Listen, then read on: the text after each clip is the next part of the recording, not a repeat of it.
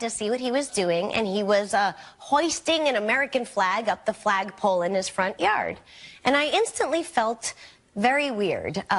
It didn't make sense, but I felt this feeling of like, I felt scared. Yeah, I felt scared. Inside, I was shaken. Shaken? I believe it's pronounced stupid.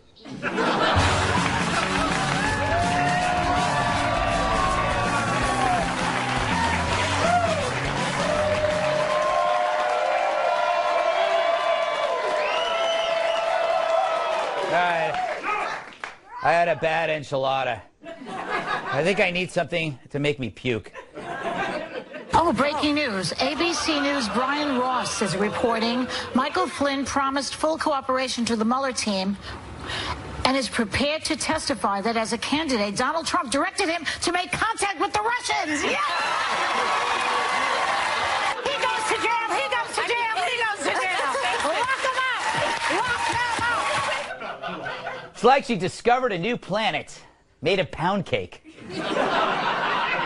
But no, just more bad news on Trump that later turned out to be false. Yes, the media got another thing wrong on Donald. And poor Joy, it's like Christmas when her parents promised her a pony, and instead she got measles. And poor ABC's Brian Ross, who got it wrong, saying Trump told Flynn to contact Russia when he was still a candidate, but then changed it later to president-elect.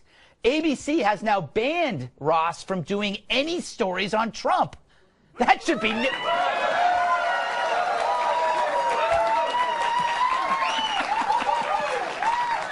I didn't expect applause there, but that should be no problem. It's not like Trump's in the news at all.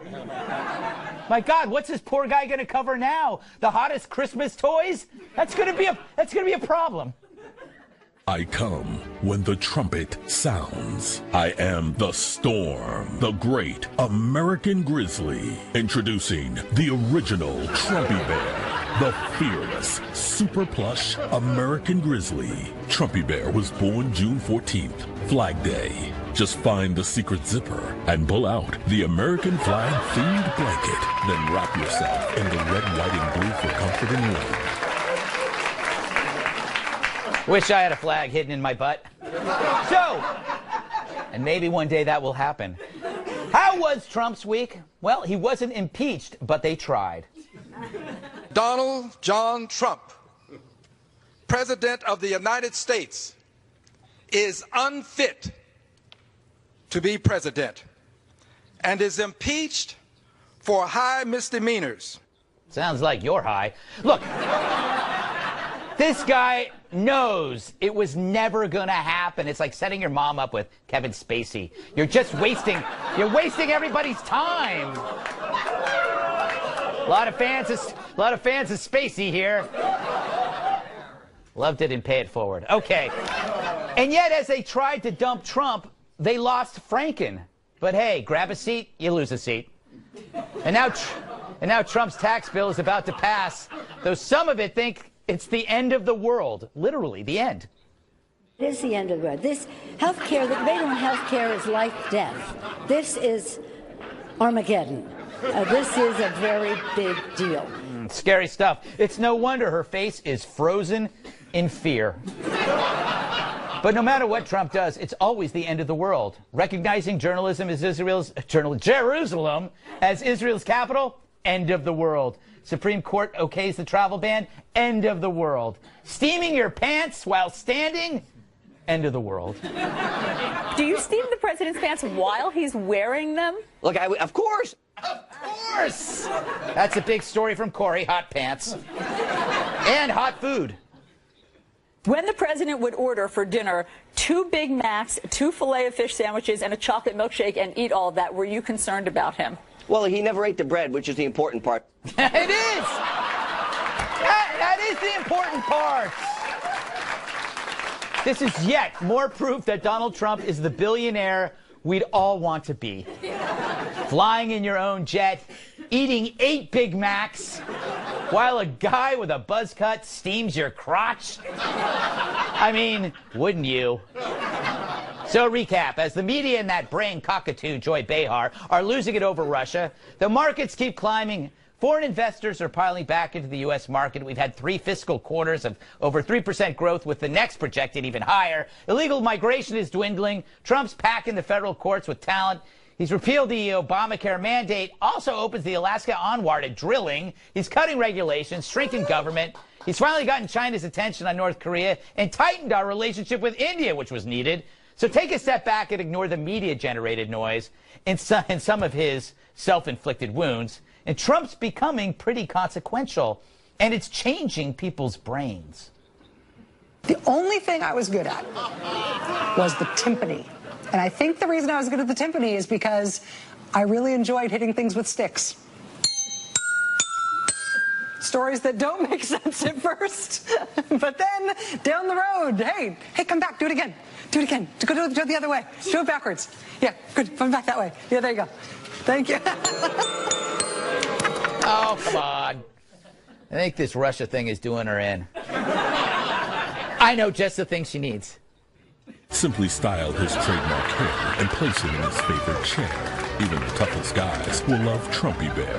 When America is great, business is great. When business is great, I am great. I love you, Trumpy Bear. I love you too, Trumpy Bear.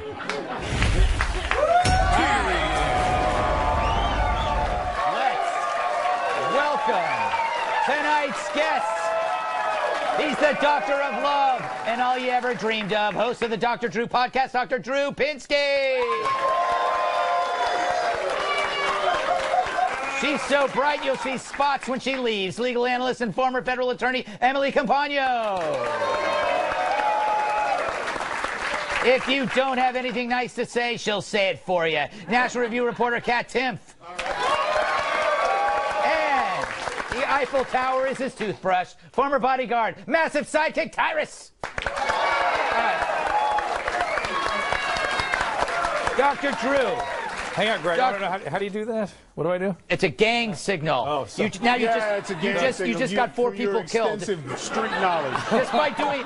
There's a guy being shot right now because of you. I just became the whitest guy in America. Yeah. No, you're actually next to him. Yeah. All right, they're already starting on me. I haven't even asked you a question, Dr. Drew. Yeah. Some shrink you are coming after me. All right, there's a real contrast here between the psychological impact of Trump. Yes. You see this stuff going on, people melting down, versus the actual concrete evidence of the impact of what he's doing. Right. How do you see them as equal, or what's going on? No, I think it's part of how he navigates. I think he sees everything in life as winning, and he gets there by negotiating. You ever interviewed Scott Adams? Yes. Right. Of course. He was on this show. Right. So he sees everything as a negotiation. So he takes these extreme positions. People go nuts over them. Yes. And then he uses that as a way to get things where he wants it to go. Mm-hmm. And that's what happens. So people, Emily, when they hear him, they don't know what to think, and they kind of miss out what actually happens later, I guess. Absolutely. And in all of those examples, the topics that you cited earlier, just yesterday, the Fourth Circuit Court of Appeals heard the injunction appeal of Maryland. And the judge, during oral arguments, the judge said, do you expect me to ignore reality that this ban isn't about simply discriminating against Muslims? So no matter what, the people are not, well, the judges are being activists, but the people aren't hearing the right picture. And the Poynton Institute this week came out with a poll that determined almost half of Americans believe that the media fabricates stories about Trump more than once in a while, and a third believe it's the enemy as well. So we are the ones that are getting the disservice from the media's failure to portray it accurately. Greg, just to be sure, am I on the media right now? Is this Yeah, we're blaming you as well. Just to be clear, okay. We're blaming you. Sure I got it. I think Loveline, everything on Loveline was fake news. Yeah. Celebrity It was also Rehab, fake news. Fake news. All right, Kat, I'm suffering from apocalyptic exhaustion. Every day the world is supposed to end. That's how you live your life. Yeah, with a lot of anxiety constantly. So I'm just used to it. It's just kind of the same thing as it's always Is that been. why she asked me for Xanax? Yeah. Yes. Well, I'm sure what that you're was. a doctor. Who else am I supposed to ask? Yes. So that's another reason why I don't understand how Mr. Ross messed up this story. You think you'd have some anxiety before dropping a bombshell like that. That would be like going around your entire office and saying that 2 people are having an affair without bothering to check and see if either of them were actually even married first. Yes. You know, Tyrus, are you concerned at all about the president's diet? And would you ever steam his pants? No, I'm just. I knew it was not a real story because they left out the fries. If she's not eating the bread, you know. That's what? For each fry for each Big Mac and the fries. So you have 4 boxes of fries. Of course his ass ain't eating the bread. But isn't this how you would be if you were president and a billionaire? Eating fast food on your own jet? No, because I like meat. Yeah. So I like steaks and stuff. So taxpayers be paying for a lot of fillets. But just keeping it real, I'd be a little more flamboyant. It'd be the first chain. Yeah. You know what I'm saying? It'd be a lot of things. It'd be fast food weekend barbecues at the Prez house. Like we do a little more. It'd be a little more kickback. Yes. I honestly like to go back to your point when you. Hold on. I'm sorry. You know what? I'm still stuck on Pelosi. Y'all know she was drunk, right? Really? It's Armageddon. She didn't know where the camera was at. She's like, someone needs to pay this tab. Like she was faded. Like, Nancy, I'm telling you right now, it was about to get real in there. Talk about people. Poor lady. Trump got her drinking all the time. What was going to be your next point? My point is that if you take Donald Trump's personal stuff, you're not going to like him. Yeah. But that's not what he was elected. He's good at business. Yeah. He's bad at being a person. Yeah. Even he knows economy's up, frowns are down. You know what I'm saying? But I'm good with that. I don't have to high five him. Yeah, I think he's an odd phenomenon. He's half man, half meteor. Well, but that's that manic quality that a lot of business guys have. And I was sort of thinking to myself historically, where have there been personalities and these manic types in the presidency? Teddy Roosevelt, same dude. Yes. So it can work for you. And who knows how it's going to turn out? Yeah. Well, he's an old grandpa, though. Yeah, he's an old grandpa. He's an old grandpa from the fit. You don't have to go all the way back there to find one. Just go down the street and stand around somebody's house after 7 o'clock. Get out of my house, whatever you are. He pays his bills, he keeps the lights on, but he's not fun to play around because he's an old man. I also think going after fast food is a class thing. Yeah, I ate a cheeseburger from McDonald's while I was getting a pedicure the other day, and I think that's fine. Yeah, I think that's good too. The mixture of the smells must be divine. Okay, still to come. Oh my goodness. No more hanky-panky for Senator Frankie.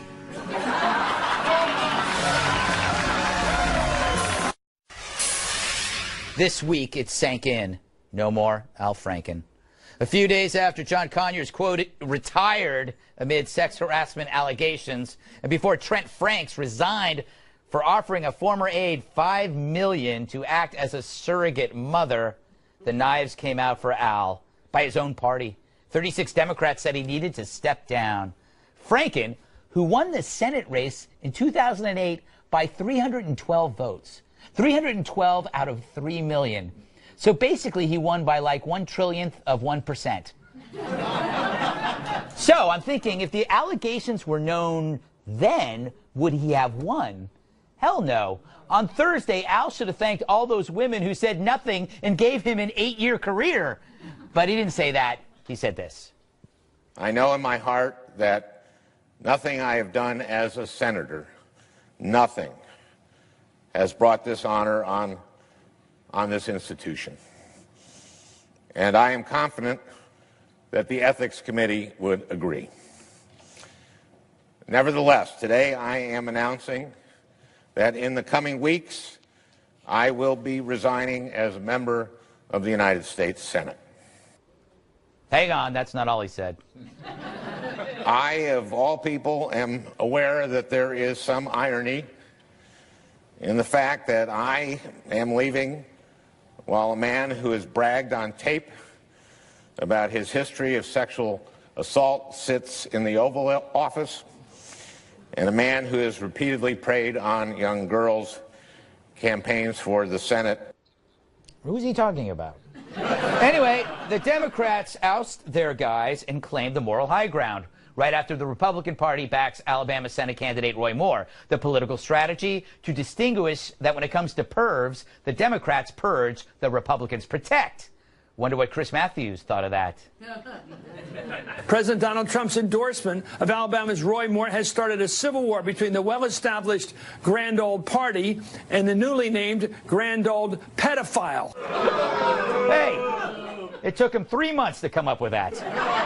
All right, Doc, you have a theory about Franken? What's going down with him? I have a theory, but watching that tape, he turned into Stuart Smalley right there in front of our eyes. Yeah, he did. And think about that. I want you to just think objectively about this man for a second, because you're trying to understand why he seems so bewildered by what was happening to him. Yeah. That's one thing. He's bewildered by it. He used to play these peculiar characters on SNL. If you ran into him in a bar and you didn't think of him as Al Franken, you'd be difficult to navigate with him. He lunges at women, doesn't seem to understand the nuances of social interaction. Right. Grabs a woman around the waist and squeezes the fat. Bizarre. Yeah.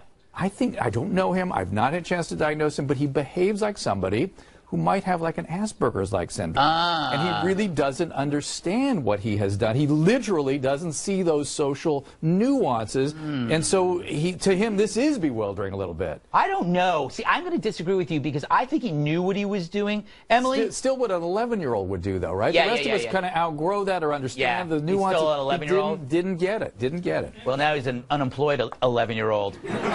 Emily, what are you deal with this stuff all the time as a prosecutor. Are you a prosecutor?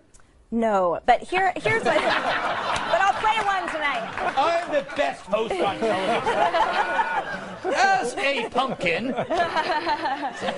Well, I will say that, first of all, it disturbs me that the Democrats are using this now as the holier-than-thou talking point, when $17 million of our taxpayer money funded classified or it's just simply not transparent sexual harassment suits from both party sides. So no one should be claiming anything. In Sacramento, it's the same thing. It is disgusting. It is Exactly. disgusting what our government's allowed to get away with. At our expense, that is going to stop. Right? Exactly. And then, it does. And then secondly, what I do have to say, I want to talk about the Ethics Committee probe for a second, because Al Franken's kind of, he was so sure that he would be vindicated with it. And historically, when you bring complaints before the Ethics Committee, if it happened before you were elected, they do dismiss it. So then Senator David Vitter, complaints were brought about him having ties with leading a prostitution ring, and the Ethics Committee dismissed it because it happened. So I think that's the distinction that Al Franken knew, and also for us to keep watch on moving forward, as now plenty of these senators are being investigated or might be, again, if it's something that happened before they were elected, or the allegations, I should say, new as well, then that's an electoral conduct pardon, essentially. Wow. Tyrus, are you seeing a sea change or a panic? Do you have a theory? I do. Here, whether let's take sexualism just out of it for just a second. I know it's strange because that's all we talk about these days, but what the Democratic Party did was political and disgusting. They weren't doing that for the honor of those women. Right. Okay. Here's the thing. They think they'll get Franklin, they'll sacrifice him in thinking that the Republican Party is going to go, okay, we're going to do something about Donald Trump. We're going to do something about Moore.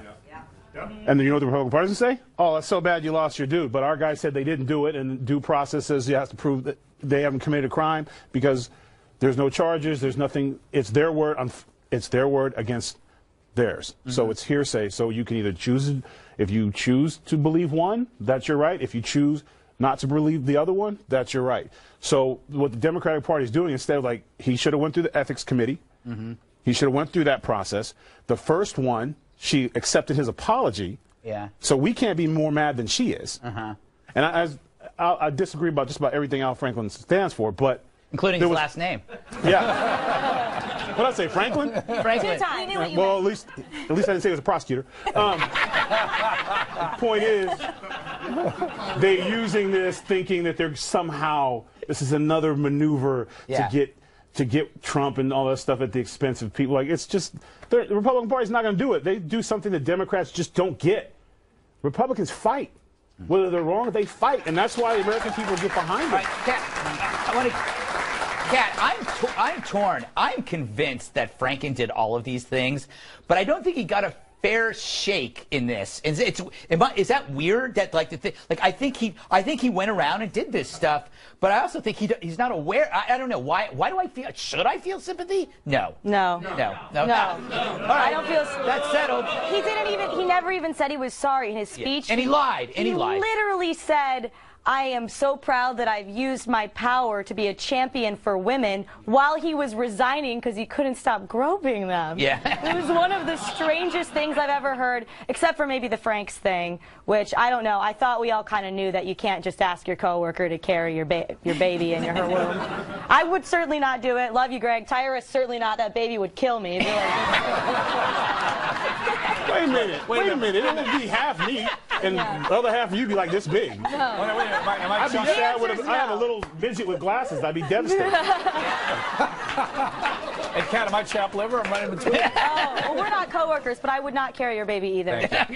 What if a woman walked in who just had a baby and asked me to hold her baby? I'm not carrying that thing. I get so scared when people ask me. I'm worried that if I hold it, its head's just going to fall off.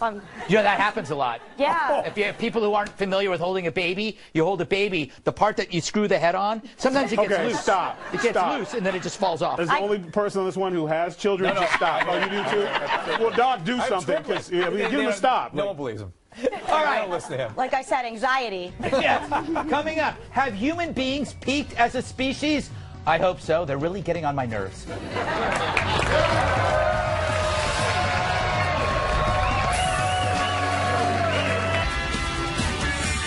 Live from America's News headquarters, I'm Marianne Rafferty. California Governor Jerry Brown says those devastating wildfires are the new normal. Today, Brown got a first-hand look at the neighborhoods ravaged by the Ventura County fire in Southern California.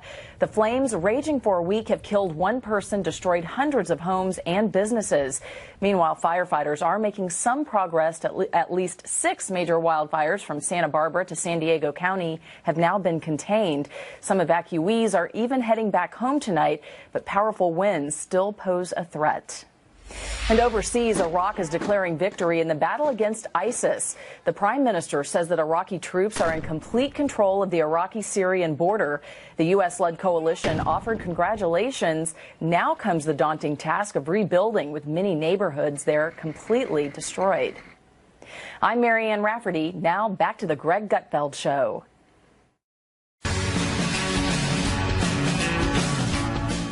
Humans have peaked, and the future is bleak. A group of French researchers, aren't they all, have concluded that as a species, humans have reached their limits for height, lifespan, and physical performance. I could have told them that. Look at me. I mean, how could you improve on this? Said one researcher, these traits no longer increase despite further continuous nutritional, medical, and scientific progress. This suggests that modern societies have allowed our species to reach its limits. Now, he said that in French, and then ate a live baby giraffe. It's why I don't trust the French. Anyway, what does this all mean now that we've peaked? Well, fewer sports records will be broken. More people will live to but not exceed their life expectancy. And Lou Dobbs will finally be recognized for the golden god he is. Yeah. Scientists went on to predict that climate change could reduce humans' peak limits, but frankly, that's where I stopped reading the article. For more, we asked one of the Earth's peak humans to comment. Not feeling it. Yeah. Not into it. Yeah. Anyway, Tyrus, you're a sports guy, Yeah. I think. Okay. Is this good or bad if no more records are broken? Okay, first of all, this is a theory. Yes. Okay, well, how do you know that? Evolution is always changing. Environment changes, which dictates change. So if everything stays the same, we might have, but we humans we have 7-foot guys. We have, what are you, like 4.5 feet? 3 feet? I mean, I have 4.5 feet. Yeah, okay. So, I mean, it's always changing. It drives me crazy when they say, that's it, we peaked. We're done. Records are breaking all the time. People are faster and stronger now more than ever. Thank you, There's guys steroids. just... I didn't mean that directed at you. All right, sorry. Let's move on to Dr. Drew. Because you're going to need a doctor. They're talking about the current, as we are genetically made up today. As you just heard, Kat and Tyrus are going to have a baby that will leap us forward into who knows what sort of genetic stratosphere. Yeah, that's the smartest, strongest, sad person you're going to Anxious, not sad. Very sad person. Anxious. Yes, anxious. All right, got it. So, so given our genetic makeup as it exists today, they're on to something. I've thought this as a physician before, too. People always saying you can live to 150. Hang around a 95-year-old sometimes, see if you want to add another 50 years to that. Yeah, no, and that's the way it is. That's unless your brain is in a vat. If you want to be a brain in the vat, it's a whole other story. I do. You do? I wanted to do that 10 years ago. I'm tired of this. So much upkeep. So I don't want to poop anymore. Trust me that you all feel that way. You know, I think I know now why Kat's anxious. Yes. Yeah.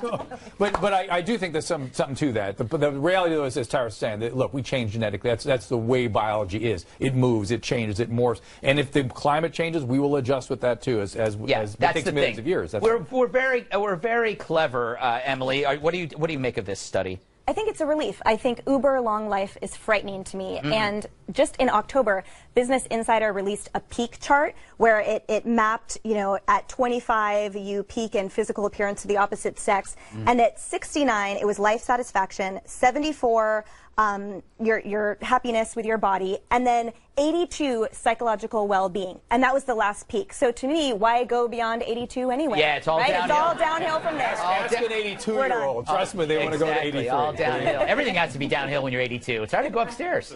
Hey, Kat, your life already seems long.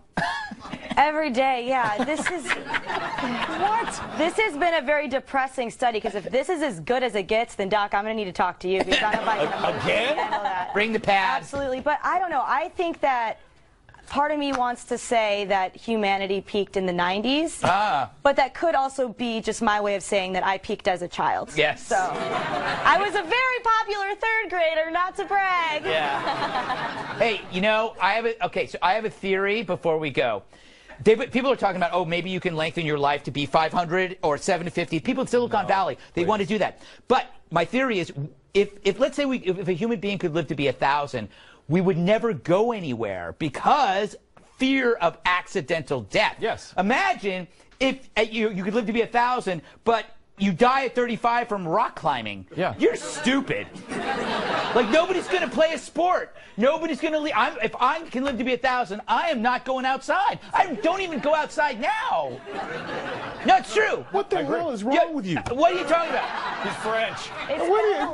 So you add 700 years, so I'm going to wait? No, because statistically, you're not going to live that full 1,000 years. You're going to die in some sort of accident. You're going to die in an accident, so you're not going to want to be in an accident and miss out on 780 years or 980 years. So there's going to be no more football. There's going to be no more football, no more cheerleading. Those cheerleading injuries are terrible, and you're just going to sit in a little pod of warm water. You won't poop anymore. You won't poop anymore either. They'll take care of that. It'll fly out of one of those pneumatic tubes. Up next, human therapists out, robot therapists in. As long as the robot's got a nice couch, I say why not?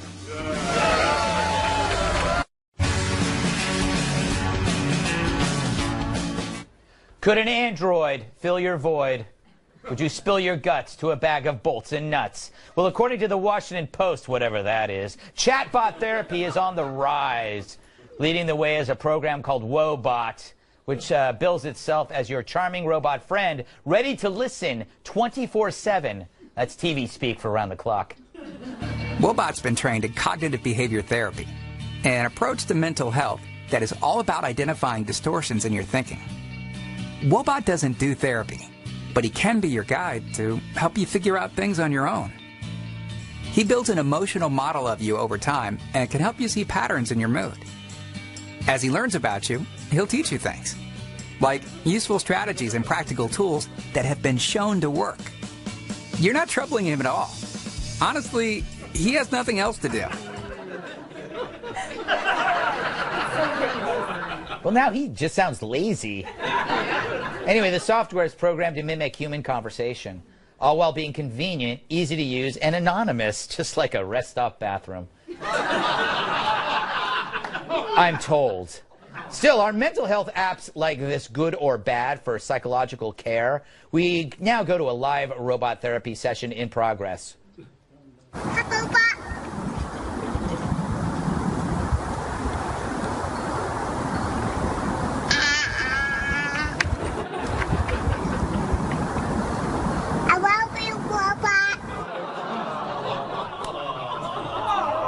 That's just sick. Dr. Drew. There's not nothing to this. There's something to this. Cognitive behavioral therapy, CBT, has utility. It's useful. But the move in this direction exclusively, that little video with the little girl goes right at what we're lacking, which is the fact that humans in proximity is really where deep healing occurs. You have to have two bodies, one person listening, receiving, attuning to that person. Without that, real healing does not occur. So this idea that you can do it all online or with robots, it's anathema. It's not. You're just trying to save your job. You can be a brain in the vat. You're one of the few that wants to be. I want to be a brain in the vat. I'm learning so much about you tonight. A lot of scatological stuff, a lot about poop bothers you, so you got to be. You don't really care about humans. Little children don't warm your heart at all if you have one, and you'd rather be a brain in the vat. So okay, it's all good. Really good. You nailed it, Kat. This sounds like it could be good for you. No, this is not good. And no, it would not be bad for you. No, it would. Let me tell you why. I have evidence. Let me read one of these testimonials, okay? I did some research, okay? I love Wobots so much. I hope we can be friends forever. I actually feel super good and happy. All right, so it's great that you feel actually good, but now it sounds like you have strong, deep emotional feelings for a robot. So you've just added a problem. Yes. Tyrus? I get feelings very easily. It really didn't even matter if it's an inanimate object or not. Get it out, Kat. You need a robot. I think I am. Go ahead. Hell no. No. First of all, it tracks your behaviors and your comments? Yes. Which means it probably know your computer history too, right? Yeah. Hell no. Yeah. Yeah. I'll be on there and I, you know, because whenever I've had to go to therapy, I always lie. Yeah. And I'm a good actor, so I'll make up all kinds of stuff. And therapy like, well, that's crazy. I didn't know that. Where the computer will be like, well, Tyrus, your computer history says different. Like, dang. Boom. That is. Computer. Emily, could this be helpful, or is this just some kind of weird, perverted act? Or do you worry about all that out there? Exactly. That information? I think I have so many issues with this, but a lot in terms of liability and privacy issues, absolutely. And then taking it a step further, I think it's humorous that the founder of this program cited emotional connection as one of the reasons, and that people, she said, want to have engagement with someone else on a therapeutic level that doesn't judge and won't have thoughts as to it. We call that a doctor. Right. That's what therapy is for. That's what you pay for. So I just find the whole thing ridiculous. I am going to wrap this up by disagreeing with all of you. There was a great study of judges in Israel that found that they are more likely to deny parole before lunch than after lunch. That's true. So the most important decision in a man's life, getting in or getting out of jail, is decided by the timing of a beef and bean burrito. So you don't want a human being deciding. You want a friggin' robot. Number 2, self-driving cars. These are robots that will make moral decisions for you. Let's say you're driving down a road and out pops an adorable rabbit. You swerve out of the way. You kill your whole family.